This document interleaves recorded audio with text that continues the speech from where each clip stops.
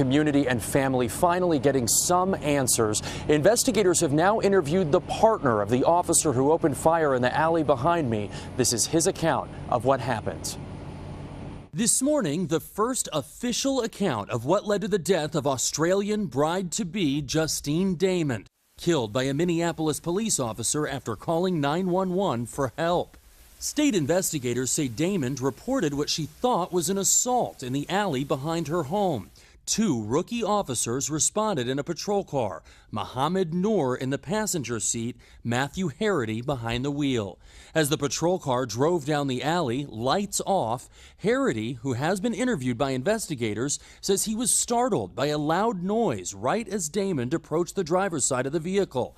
Harity says that's when Officer Noor opened fire, shooting over him, hitting Damond through the driver's side window.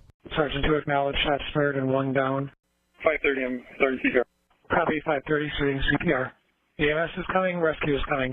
Officer Harity says they provided immediate medical attention, but Damond was pronounced dead at the scene, killed by a gunshot wound to the abdomen.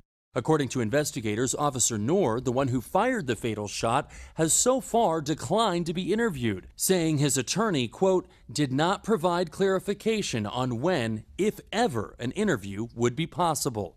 Both officers were equipped with body cams, which have to be manually turned on, but they weren't.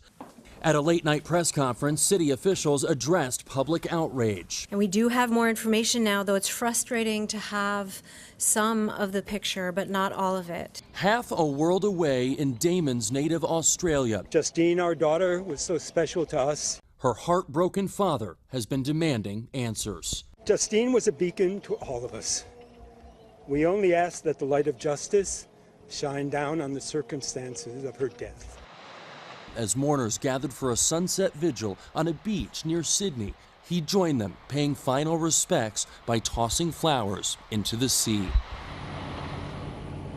So when will we hear Officer Noor's account of what happened? Well, under the law, he doesn't have to give an interview to state investigators. Keep in mind, he could be facing charges. It's ultimately up to the county attorney here in Minneapolis how to proceed. Savannah and Willie? All right, Blake McCoy, thank you.